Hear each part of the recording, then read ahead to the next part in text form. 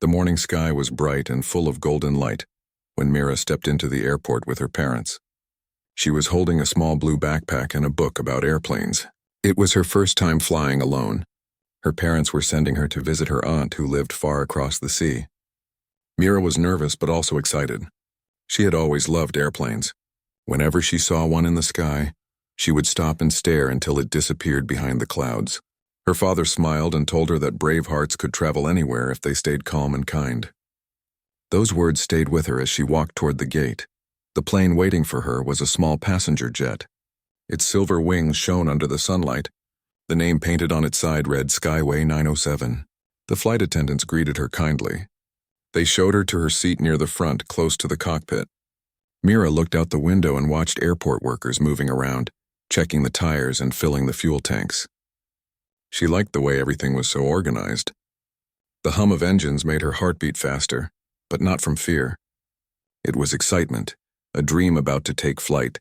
After all passengers boarded, the captain's voice came through the speaker. "Good morning, everyone. This is Captain Ron speaking. Welcome aboard Skyway 907. We are flying at a steady altitude today and the weather is clear all the way to our destination." His voice was deep and calm. Mira smiled. She could tell he loved flying. When the plane started rolling toward the runway, she pressed her hand against the window and whispered goodbye to her parents in her heart. The engines grew louder. The aircraft lifted off the ground and the city below became smaller and smaller. Mira gasped softly as clouds wrapped around them like cotton. She felt light, almost like she was part of the sky. The flight attendants began moving down the aisle with trays of snacks and juice. Mira thanked them politely and sat quietly reading her book. She had always wanted to know how pilots controlled such big machines. Every page showed pictures of cockpit buttons, radar screens, and control sticks. She tried to imagine how it would feel to hold one and steer the aircraft after some time. A kind voice called from the front. "Would you like to visit the cockpit for a moment, young lady?" It was Captain Ron himself. The flight attendant smiled and nodded, saying it was fine since the plane was flying smoothly. Mira followed the captain into the cockpit. The space was full of blinking lights and glowing screens. The co-pilot, a calm man named Lewis, smiled and greeted her. Mira stood quietly, amazed by the view ahead. The endless blue stretched in every direction. Captain Ron showed her the main controls. He pointed to the throttle, the yoke, and the communication radio. "This is how we keep the plane level," he explained. "You see those readings on the screen? They tell us everything about our speed, height, and direction. And this," he said, touching the radio, "keeps us in touch with the control tower. Flying is not about fighting the sky. It is about understanding it." Mira listened carefully. His words filled her with wonder. She imagined herself one day sitting in a pilot's seat, guiding a plane safely through clouds. Captain Ron smiled at her enthusiasm. "You have good eyes, kid," he said. "You notice things. That's what makes a good pilot." After a few minutes, the flight attendants called her back to her seat. The captain waved and told her to keep dreaming high. Mira returned to her seat feeling proud and inspired. She spent the next hour drawing airplanes in her notebook. The flight was smooth. The passengers chatted softly or listened to music. Some were reading newspapers while others slept. Everything felt peaceful. But peace can change in a single moment. About halfway through the journey, Mira felt a slight shake. It was small at first, just enough to make her cup of juice tremble. She thought it was a normal bump. The seatbelt light blinked on and Captain Ron's voice came again, calm but a little firm. "Ladies and gentlemen, we are experiencing a bit of turbulence. Please remain seated and fasten your seatbelts." The shaking continued for a few seconds, then stopped. People sighed in relief. The sky looked clear, but Mira noticed something strange. A thin trail of smoke drifted past the window. She blinked, thinking maybe it was just a cloud. But the smoke was darker, curling upward from the left wing. A quiet murmur spread through the cabin as other passengers began to notice it too. The flight attendants moved quickly, checking each row, their smiles turning tight. Mira could hear one whispering softly into her intercom headset. Their faces showed concern even though they tried to hide it. Mira sat still, remembering her father's words about calmness. The shaking began again, stronger this time. The plane dipped slightly, causing a few people to gasp. A child started to cry in the back row and his mother hugged him close.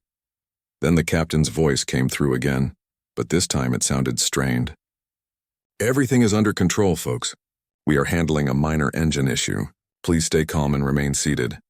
Mira wanted to believe him, but she could hear a faint alarm sound coming from the cockpit. It was distant but sharp.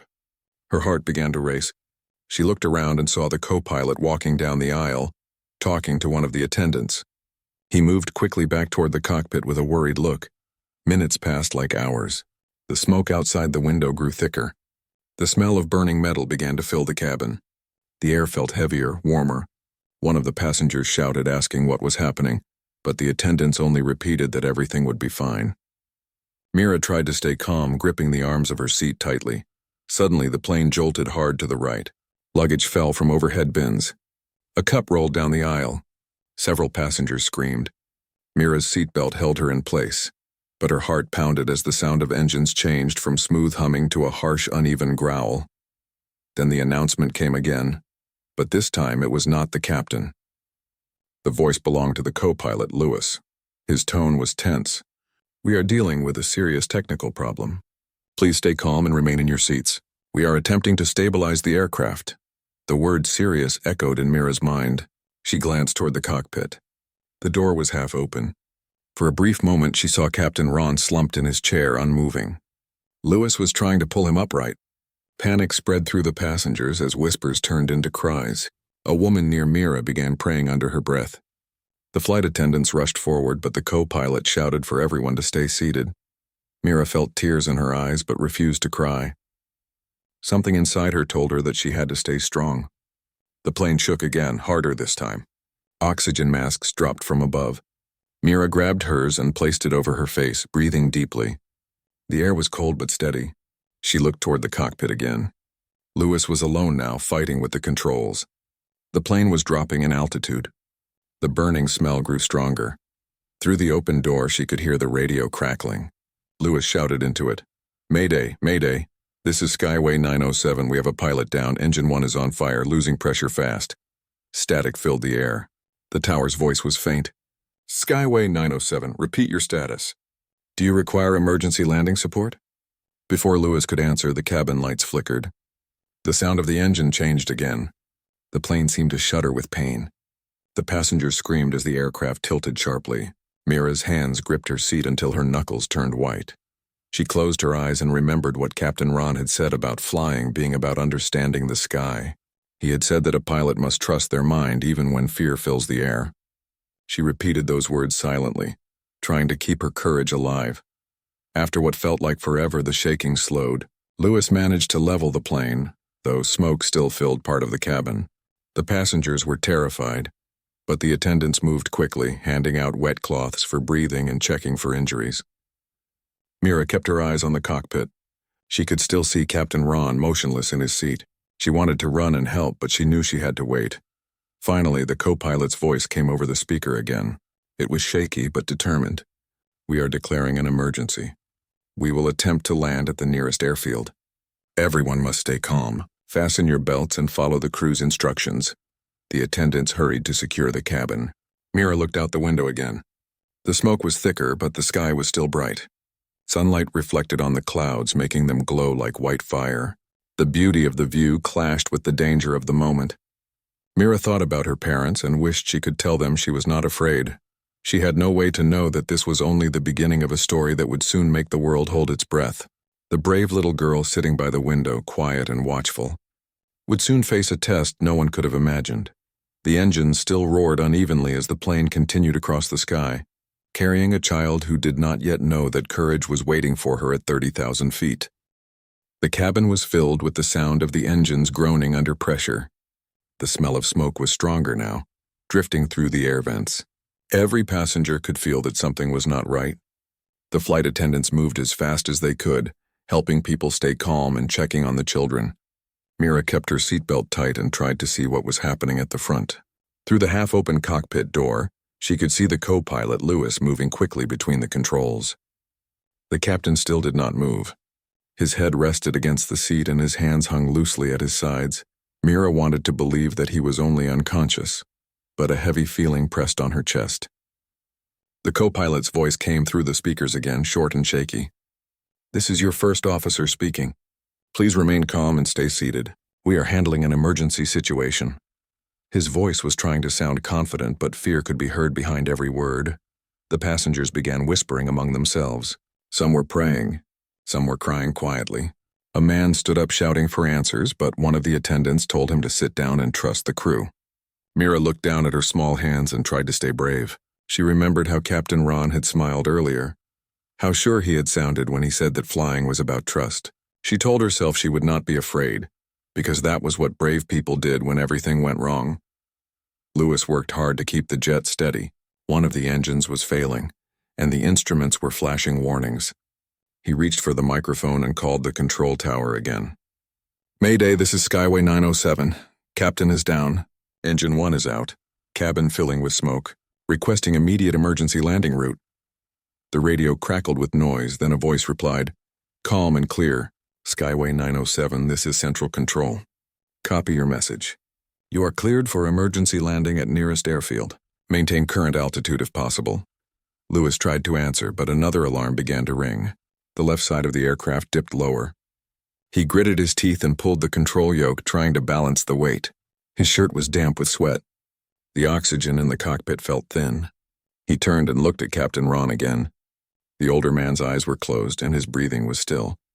Lewis knew what that meant, but he could not stop to think about it. He had more than 60 lives behind him that depended on him. Inside the cabin, the passengers felt another strong shake. Mira held on tightly. The seatbelt cut into her shoulder, but she did not care. She heard the sound of metal grinding somewhere under the floor. The flight attendants shouted for everyone to stay calm. One of them, a woman named Anna, moved to Mira's row and knelt beside her. "Are you all right, sweetheart?" she asked gently. Mira nodded even though her hands were trembling. Anna smiled, trying to look calm, but her eyes showed deep worry. She told Mira to keep her mask on and not move from her seat. Then she hurried to the front again. Inside the cockpit, Lewis felt his hands shaking. He managed to get partial control of the plane, but the fire warning light flashed red again. He switched to the emergency extinguishing system and pressed the button. For a moment, the sound of the engine changed. The flames outside the left wing slowed but did not die completely. He reached for the fire extinguisher lever again, but it jammed. He hit it once with his palm and sparks jumped from the control panel. Smoke rose from under the dashboard. Lewis coughed and turned to the radio again. "Control, fire not fully contained. We are losing altitude faster than expected. I repeat, we are dropping." The reply came faintly.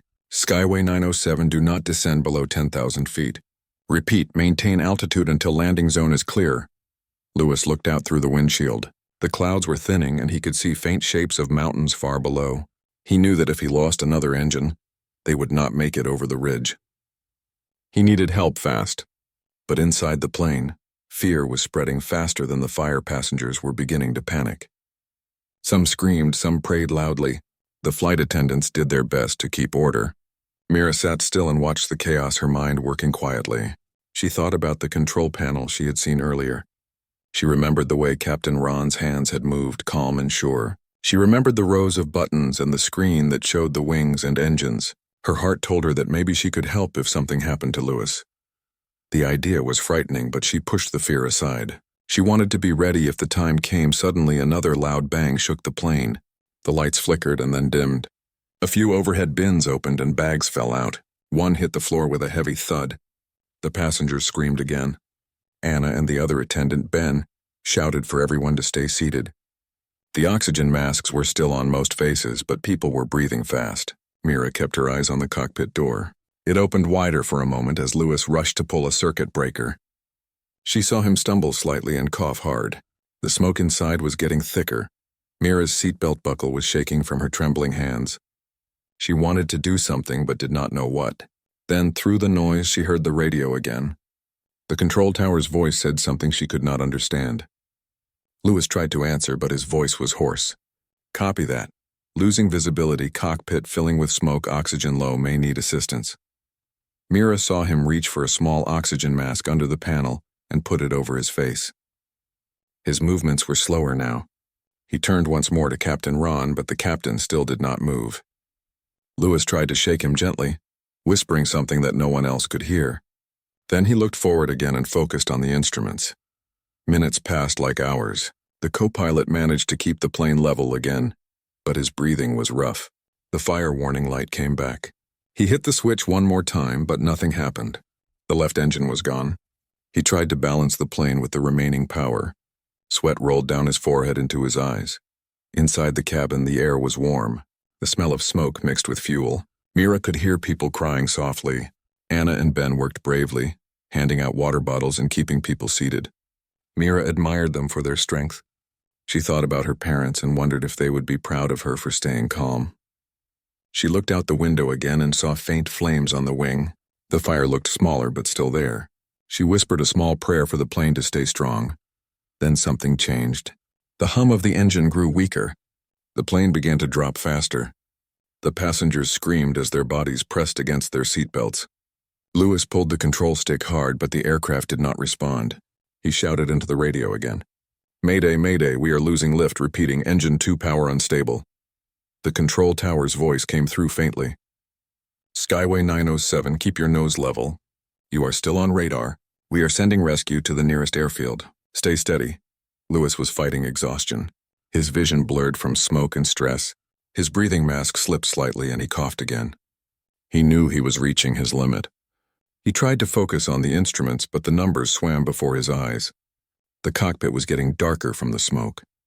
He blinked and tried to wipe his eyes, but his hand shook. Mira's eyes stayed fixed on him. She could sense something was wrong. The plane leveled slightly again, but the movements of the co-pilot became slower. She could hear him coughing even through the door. The attendants were busy helping passengers, unaware that the man guiding the plane was starting to lose strength. Mira knew she could not just wait if he stopped moving. Her heart beat fast, but her mind was clear. She remembered the radio and the words the captain had said earlier. Flying was about understanding the sky. She did not fully understand the sky, but she understood courage. Lewis tried one last time to call the control tower. His voice was faint. "This is Skyway 907. Captain is unresponsive. Fire spreading to wiring. Losing oxygen. I repeat, losing oxygen." The reply came, but he could not hear it clearly. His head fell forward for a moment, then he lifted it again. He pressed a few switches, turning on the autopilot, hoping it would keep the jet stable until help came. But before he could do more, his body gave out. The mask slipped from his face. He fell sideways against the seat, motionless. Inside the cabin, the alarms were still ringing. The attendants looked toward the cockpit when the sound of movement stopped. Anna shouted, "Sir, do you copy?" But there was no answer. She pushed the door open slightly and saw the two pilots. She froze in shock. Then she quickly shut the door, turning back toward the passengers. Her face had lost all color. Ben saw her expression and whispered, "What happened?" Anna shook her head slowly. "The captain is gone. The co-pilot too. They are not moving." Ben stared at her, unable to speak. The passengers were beginning to notice that no one was speaking from the cockpit anymore. The plane was still flying, but slightly uneven. The sound of the engines was rough and unsteady. Anna looked around at the frightened faces. She whispered to herself, "Someone has to take control or we will all fall." But none of them knew how to fly a plane. Then she looked down the aisle and saw Mira. The little girl was still calm, her eyes focused and alert. Anna remembered that the captain had spoken to her earlier and even let her see the cockpit. A sudden idea flashed in her mind, desperate but the only one they had. The cockpit was filled with thick smoke when Mira stepped inside. The air smelled like burning wires. She covered her mouth with her sleeve and tried to see through the haze. The sound of alarms echoed around her, sharp and endless. The lights on the panels blinked red and orange. Captain Ron and Lewis were still in their seats, both silent. Mira's chest tightened, but she forced herself to move closer. She could not think about fear now. She had to think about saving everyone. She pulled the oxygen mask from the side of the wall and placed it over her face. The air felt cooler and easier to breathe. She looked at the control panel in front of her.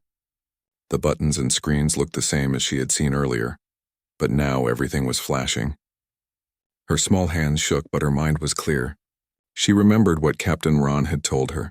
Flying was about understanding the sky, not fighting it. She sat on the edge of the co-pilot seat. It felt too big for her, but she tightened the belt around her waist. The plane trembled under her. The yoke in front of her moved slightly as the autopilot tried to balance the aircraft. She grabbed the headset lying near Lewis's hand and put it on. A voice came through it, full of noise and static. Skyway 907, do you copy? Skyway 907, respond immediately. Mira pressed the side button, her voice shaking. This is Mira, the pilots are not awake. The plane is still flying, but there is smoke everywhere. There was silence for a second, then the voice returned, calmer now. Mira, this is Sam from Central Control. Did you say the pilots are not awake? Yes, she answered. They are not moving. The plane is shaking and one engine is burning. The voice on the radio took a slow breath before speaking again. All right, Mira. You are doing very brave work by speaking to me. I am here to help you. You must listen to me carefully. Can you reach the control stick in front of you? Yes, I can, she said, placing her hands on the yoke. It was heavy, but she could move it slightly. Good, Sam replied. Right now the autopilot is on, which is keeping the plane level. But the smoke can damage it. You must be ready to take control if it stops. First, look for a switch labeled auto flight or a P. Do you see it? Mira scanned the panel until she found it glowing near the top. Yes, I see it. Good. If the plane starts to drop again or tilt, you can turn that off and pull the stick gently to balance it. Not too hard, just like holding a bird without hurting it. Mira nodded even though he could not see her. The comparison helped her understand. She placed her hand gently on the stick, feeling the slight vibration. The plane was still flying straight for now. Sam's voice came again. Mira, I'm tracking your plane on radar. You are at 20,000 feet moving north. The nearest safe landing field is 200 miles ahead. We are preparing emergency crews there. You just need to keep the plane level until we can guide you to land. Can you do that? Mira looked around the cockpit and took another deep breath. I will try. That is all anyone can do, Sam said softly. Trying with courage makes heroes. The words gave her strength. She sat up straighter, watching the horizon through the glass. The clouds looked calm again, but the wing outside still glowed faintly red from the fire. She checked the small screen that showed the engine levels. One line was gone, showing that the left engine was dead. The right one was still running, but weaker. Sam guided her through the next steps. Look for a lever with two handles side by side. Those are the throttles. Make sure both are forward, but not all the way. That keeps your power steady. Mira found them and adjusted them slowly. The engine sound evened out slightly. She could feel the plane responding.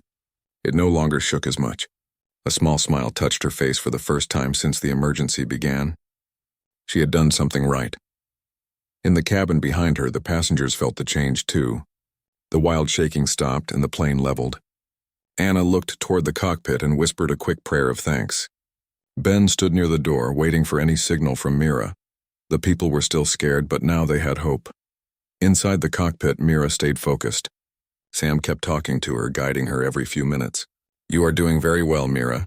I need you to tell me what you see on the main screen. Do you see numbers that show altitude and speed? Yes, she said. The altitude is going down slowly. The speed is 700. All right, Sam said. That is a little fast. Gently pull the throttles back a little. Mira did as told. The number dropped to 600. The plane felt smoother. Perfect, Sam said. You just slowed a jet by yourself, Mira. That is something even some adults find hard. Mira felt her heart warm with pride. She did not think about fear anymore. She thought about doing the next right thing. She checked the oxygen levels and listened carefully to every sound. The alarms were quieter now, though a few lights still flashed red. Mira, Sam said again, I need you to look to your left. Do you see a switch that says Fire ENG or ENG1? Yes, it is red. That is for the burning engine. Flip the small cover up and press the button under it once. She lifted the cover and pressed it. A loud click sounded, followed by a small whoosh. She looked outside and saw less smoke near the wing. The fire is smaller, she said. You did great, Sam replied. That stopped the fuel from reaching that engine. Now the fire will die out slowly. You are saving everyone on that plane. Mira smiled faintly. Her hands were still shaking, but she no longer felt helpless. She looked at Captain Ron and Lewis and whispered softly, I will take care of them. Time passed slowly. The sun outside began to sink, painting the clouds with orange light. The radio kept buzzing with voices from different towers, all watching her progress. Sam stayed with her the whole time. He asked her small questions to keep her calm. She told him about her dream of flying and about her parents waiting for her. Sam listened carefully and encouraged her at every step. After some time, the control tower gave new instructions. Mira, we will soon begin your approach to the emergency field. Before that, you must learn how to descend safely. It will take practice. Are you ready? Mira nodded. I am ready. Good. First, check your speed. What does it say? 600. All right. Pull the throttles back just a little more until it says 500. Mira did it carefully. The sound of the engine changed, softer now. The plane began to descend gently. She felt her stomach lift slightly from the change. Perfect, Sam said. Now look at the small round screen with a line across the middle. That shows the horizon. Keep the little dot in the middle by moving the stick softly. If it goes up, the plane climbs. If it goes down, the plane drops too fast. Mira followed his words. Her hands moved slowly and carefully. The plane stayed balanced. Sam's voice came again, proud and calm. You are flying the plane by yourself now. The autopilot is off. Everything you feel through the stick is what the sky is doing. Mira looked through the window. The world below was far away, with rivers and fields glimmering in the light. The fear she had felt before was gone, replaced by a strange peace. She realized that flying was not about power. It was about listening, just like Captain Ron had said. After some time, the radio buzzed again. Mira, you are doing excellent. You are only 50 miles from the landing field. Rescue teams are waiting. Keep your direction straight. She nodded and adjusted the controls. Her arms ached, but she did not stop. The passengers behind her still had no idea how young the person guiding them was, but they could feel the plane moving smoother than before. Anna came forward once to look inside and saw Mira sitting tall, headset on, eyes fixed on the sky. Anna felt tears fill her eyes. She whispered, You are our hero, little one. Then she went back to calm the passengers. Inside the cockpit, Mira continued to follow Sam's voice. She learned to check the readings every few seconds. She learned to balance the power from one engine and keep the wings level. Sam guided her to adjust the flaps that controlled the air over the wings. Each time she did something right, he praised her.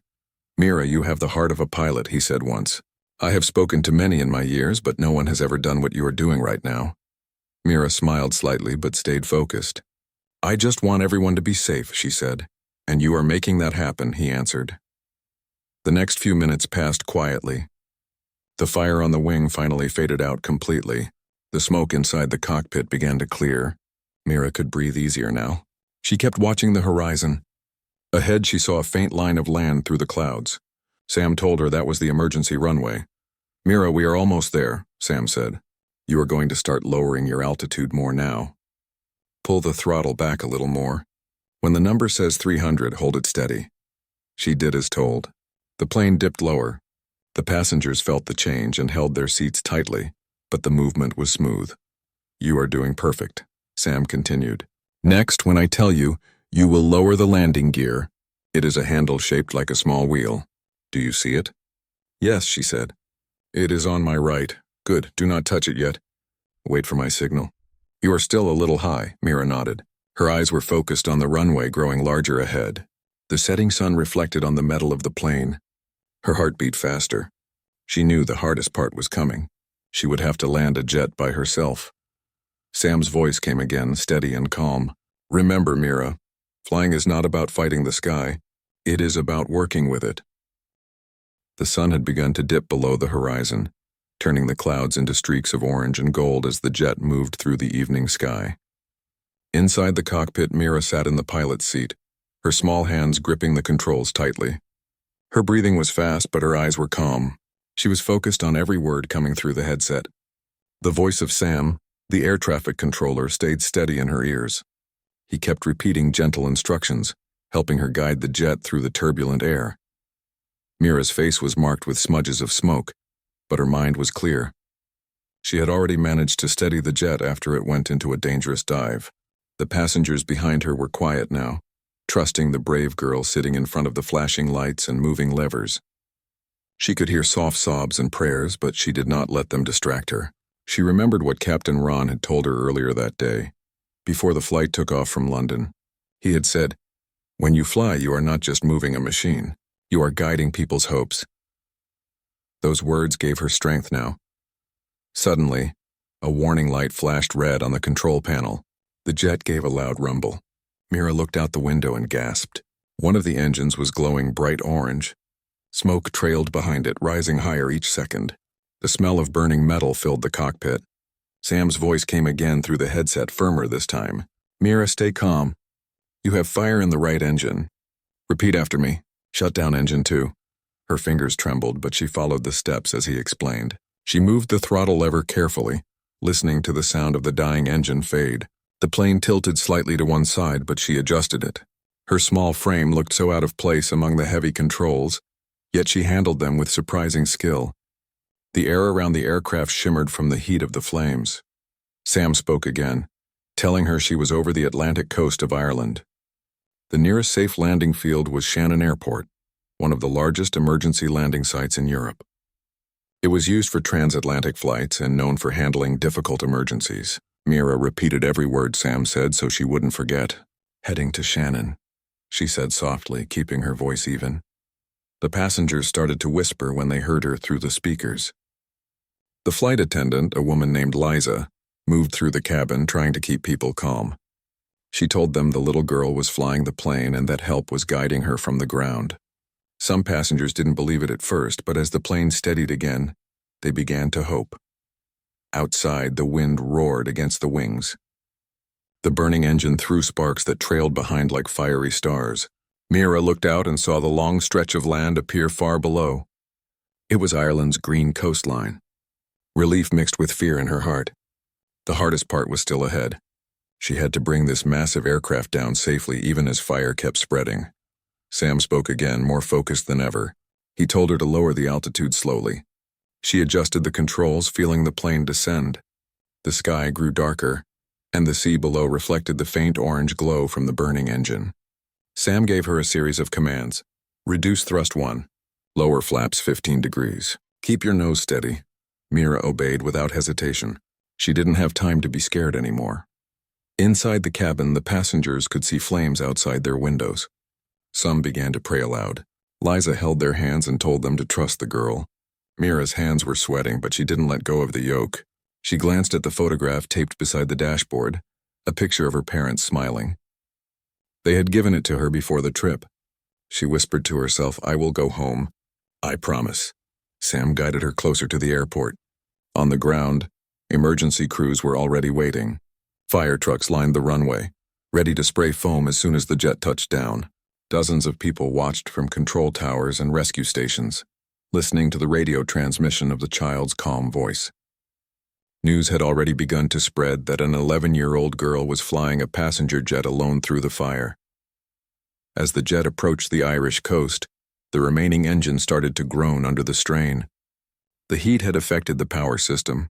One more warning light blinked red. Sam's voice came quickly. Mira, you must prepare for immediate landing. Do you see the lights ahead? She looked out and saw the runway, a bright path of white and yellow light stretching across the darkness. Her heart leaped. I see it, she said. Good, said Sam. Now listen very carefully. You must lower the landing gear. It will make noise, but don't panic. Pull the lever down and count to 5. She reached for the lever on the right side and pulled it down. A loud thud echoed beneath the plane as the gear deployed. The aircraft shook again, but she kept it stable. Smoke still rose from the burning engine, but firefighters below could see the plane coming in. The control tower went silent for a few moments as everyone held their breath. Sam continued to guide her. Ease your descent.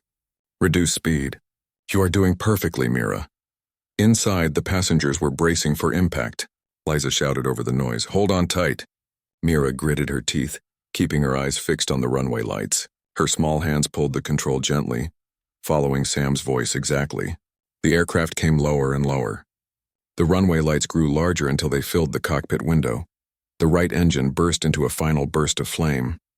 A piece of metal flew off, hitting the wing. Mira felt the whole plane tilt dangerously.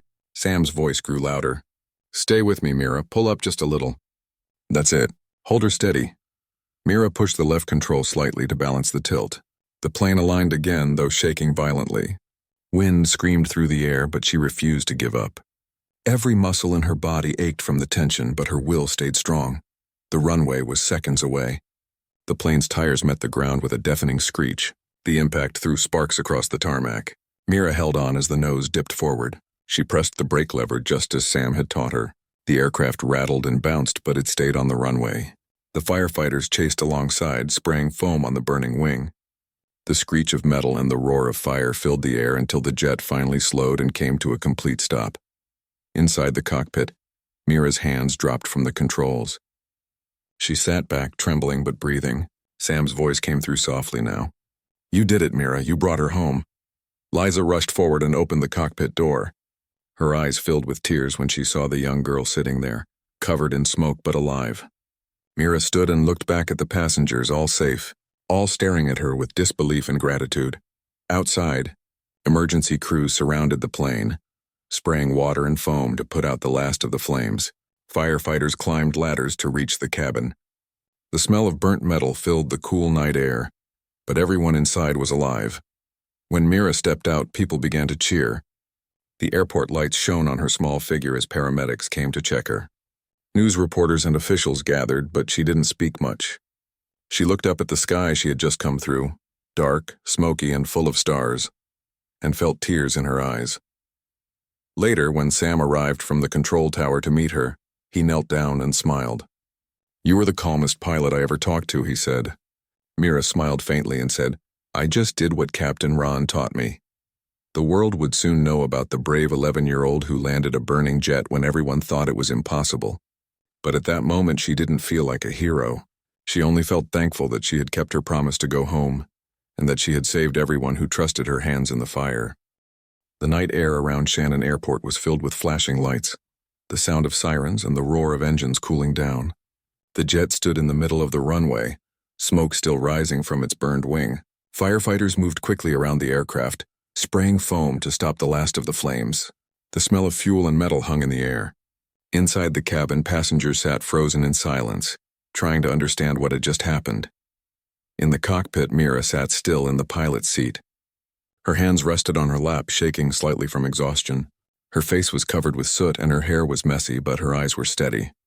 She had done something no one ever imagined a child could do. She had brought a burning jet down safely. A soft voice came through her headset. It was Sam, the controller who had guided her through the entire flight. "Mira, you are safe now," he said calmly. "Stay where you are. Rescue teams are coming." Mira nodded, though he couldn't see her. She took a deep breath and turned her head to look out the cockpit window. Fire trucks surrounded the plane, their red and white lights blinking in the darkness. She could see firefighters climbing ladders to reach the cabin doors. She knew it was time to help the passengers. She unbuckled her seatbelt and stood slowly. Her legs felt weak, but she pushed herself forward. She opened the cockpit door and saw Liza, the flight attendant, standing there with tears in her eyes. Lisa looked at the young girl with disbelief and pride. "You did it," she whispered.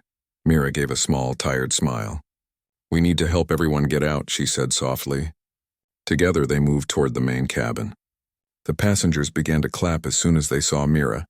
The sound grew louder and louder until it filled the whole plane.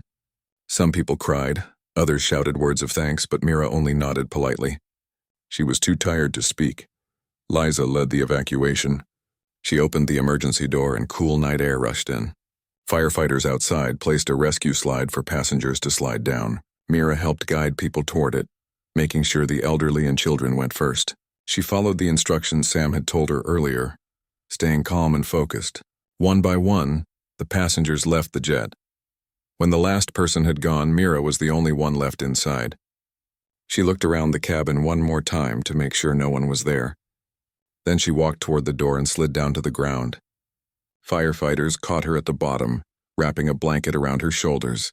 The moment her feet touched the runway, a cheer rose from the crowd waiting nearby. Emergency workers, airport staff, and reporters stood in awe. The girl looked so small under the bright floodlights, but everyone knew she had just done something extraordinary. Cameras flashed and voices shouted her name. Yet Mira's mind was quiet. She didn't feel like celebrating. She only felt relief that everyone was alive. Sam arrived a few minutes later from the control tower. He was a tall man with tired eyes but a gentle smile. When he saw Mira standing beside the fire trucks, he walked straight toward her. He knelt down so he could look at her face. "You saved them all," he said quietly. "You did what even trained pilots struggle to do. I am proud of you." Mira looked up at him and said, "I only did what you told me." "You helped me," Sam shook his head. "No, Mira, you listened and you stayed brave." That made all the difference. Paramedics came and checked Mira for injuries. Her heartbeat was fast, but she was fine. They wrapped her in a thicker blanket and gave her some water. She sat near the runway while firefighters continued to cool the engine. Liza came and sat beside her, placing a gentle hand on her shoulder. "You know," Liza said softly, "when the plane started falling, I thought it was the end. But then I saw you walking to the cockpit. You looked so calm. I will never forget that moment." Mira looked down at the ground and said, "I was scared too. But I remembered Captain Ron. He said to stay calm no matter what happens." Liza's eyes filled with tears. "He would be proud of you," she said.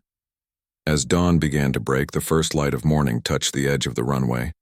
The smoke had cleared and the air felt cold but peaceful. The passengers were taken to the airport terminal, where they were given food, blankets, and medical care. Some of them looked back at the damaged jet and then at the young girl who had saved their lives.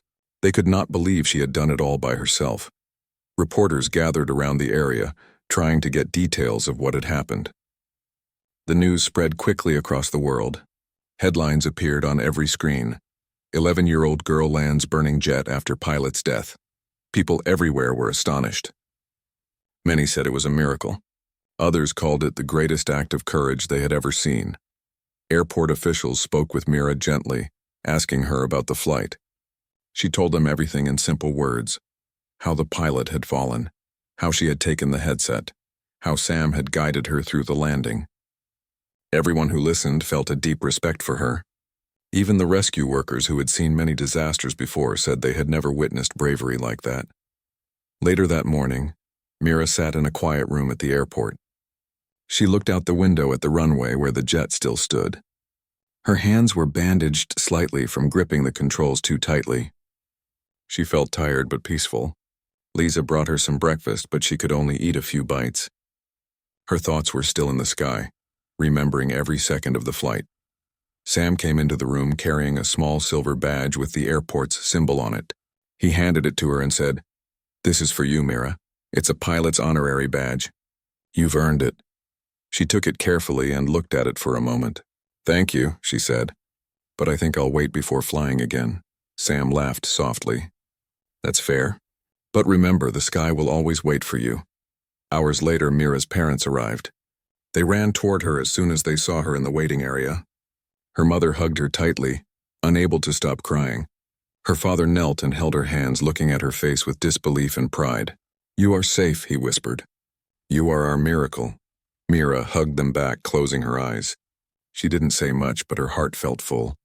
She had missed them so much during the flight, and now they were finally there. The airport staff gave them a private room to rest.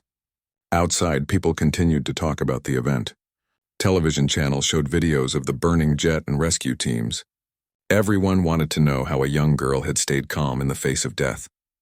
But Mira didn't want fame or reward. She just wanted peace. In the afternoon, a press conference was held. Airport officials stood before reporters and explained how the tragedy had turned into a story of survival.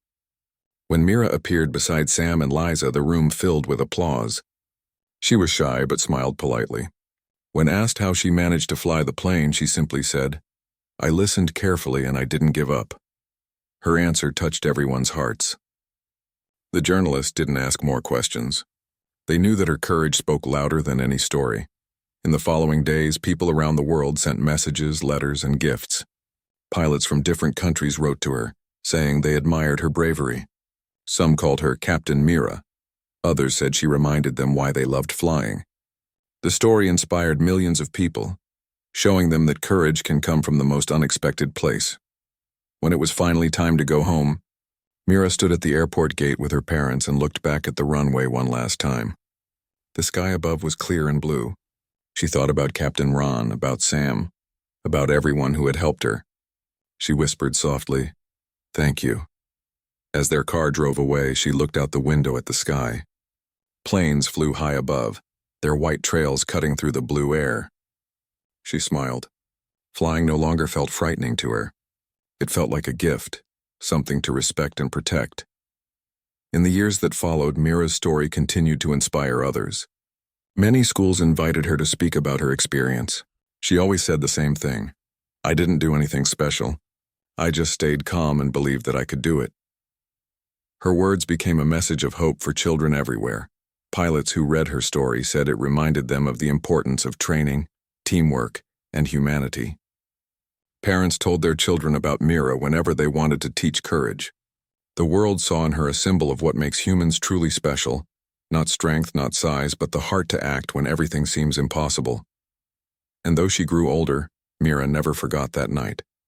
She would sometimes wake up and remember the sound of the alarms, the fire, the shaking of the jet, and the calm voice of Sam guiding her home. She would smile and remind herself that courage is not about never feeling fear. It is about moving forward even when fear is strongest. The story of Mira and the burning jet became part of aviation history.